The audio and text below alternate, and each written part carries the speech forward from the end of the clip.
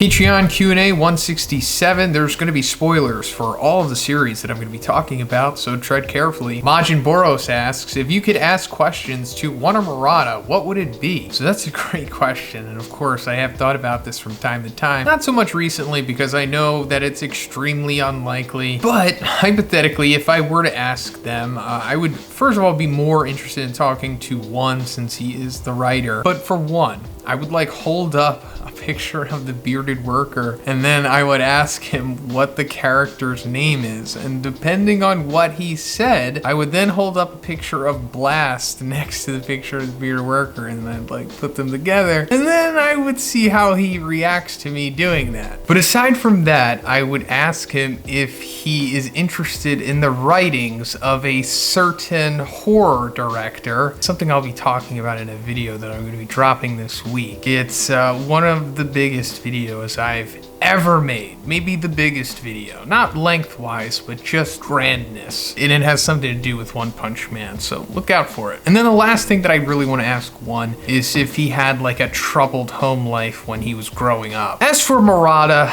I don't really have much to ask him because, at least from what I've seen, genetic freaks like him aren't really good at answering questions because they are genetic freaks. Things just come effortlessly to them. They have abilities that they can't teach or really articulate, if that makes sense. So the only thing I'd really want to ask Murata is, does he make his own personal adult manga? And if he says no, then for sure he's lying. It ultimately comes down to just how much he makes and how frequently he uses it. Nathan W asks, at the end of chapter 135, Dr. Pufoy is looking at a bunch of heroes and asks which one will be the most trouble, but there's one odd inclusion, McCoy. Is McCoy going to be a bigger player in this arc than people are expecting? So you bring up a great point here, Nathan. So I went back and looked at this ending panel, and we see Drive Knight, Blue Suiryu, a tentacle monster, Saitama, Child Emperor, Webigaza, and McCoy. And I was thinking, okay, so all of these characters kind of represent their own little faction in a way, right? But McCoy is definitely the outlier here. It would be redundant if he represented the organization, since Drive Knight, Webigaza, and,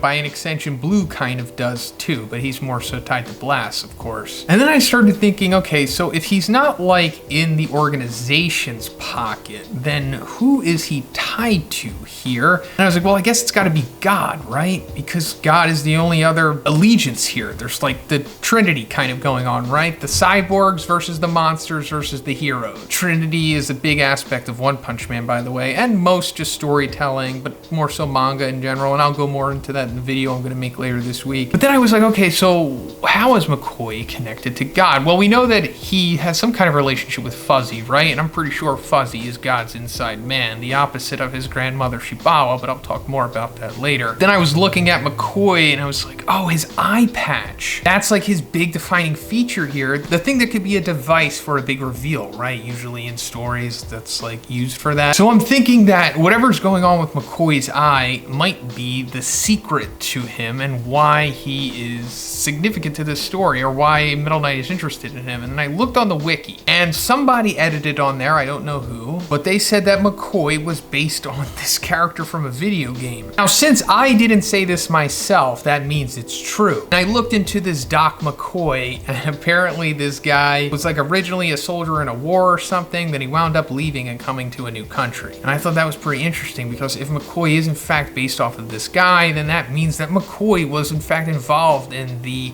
old wars of the One Punch Man world. The wars that we see talked about by Tongara, and that could be how he lost his eye. But the war, in my opinion, also has heavy ties to God. The wars are happening because of his influence on humanity. So it could be something with McCoy here. Maybe Fuzzy found McCoy or something, I don't know, but McCoy is for sure important. Too White for This asks, I was wondering if one is going to drop the webcomic continuity and focus on the manga with Murata. I don't think he's going to drop the webcomic, but I think he's more so will go back on hiatus. I mean, he is on hiatus right now, but also he's working on Mob Season 3 at the moment too. I mean, I don't know how hands-on he is with the production, but I'm assuming he does, a fair share of it. And from what I remember, this kind of happened last time too. When Mob Season 2 was being made, I think that's when the webcomic went on hiatus as well. And then I think after it was done airing, or around the One Punch Man Season 2 time, that's when the webcomic came back from like a 2 or 3 year hiatus. So it's possible we might be looking at another one of those. I don't think like 2 or 3 years, but maybe, but it's possible we might not get another webcomic chapter until like next summer maybe. Kyle M asks, do you think Toriyama are going to complete retcon the end of Z? Super is getting close to the end of Z now. It doesn't seem like that ending would fit anymore. That's because the ending never fit in the first place. It's just not a good ending. And the fact that they're still trying to chase after it and like make everything link up is just nonsensical in my opinion. I mean, if they want to keep it faithful for the hardcores or just for their own intrinsic value, then sure, whatever, it's your story. You can do whatever you want with it. But if it was me, just retcon that. Get it out of the way and move on to a much better ending. But yeah, they are not going to retcon it for the most part. I'm pretty sure this is all going to sync up with it. Because what we're seeing of Pan in the new movie, essentially just going to age into the role that we see in the last couple episodes / chapters. So yeah, that means that the Pan that we see was like, I don't know, Super Saiyan or something. And the Goku that we see fight Oob is like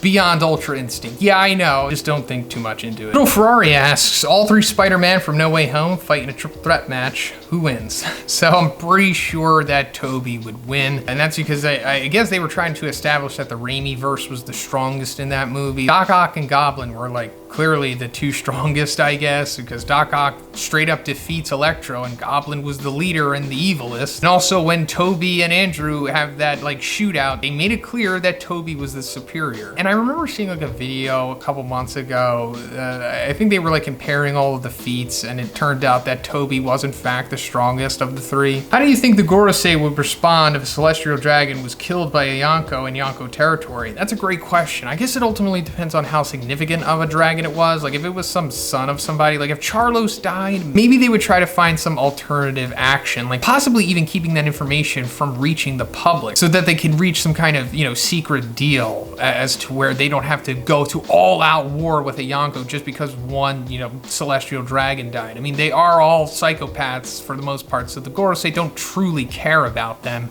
It's more so they're trying to keep Emu's family together. Surrogate family. Sean H asks, have you ever read Toriko? And if so, what disaster level did you get for him? So I have never read Toriko, but I remember maybe last year, I think I was on stream and somebody was sending me like Toriko chapters with these insane feats where he's like blowing up planets and stuff. So yeah, just that right there is beyond God. So disaster levels really become irrelevant at that point. Once you start reaching like the ability to destroy planets, you might as well start using a different metric for the measurement of power at that point. That's pretty much it for the video today, guys. I want to thank all of my patrons for continuing to support me. Thank you guys so much. And if you would like to be in next week's Q&A, simply check out the Patreon. The link is in the description. And if you liked the video, please give it a like and please subscribe if you haven't already. Have a great day. I'll see you in the next one.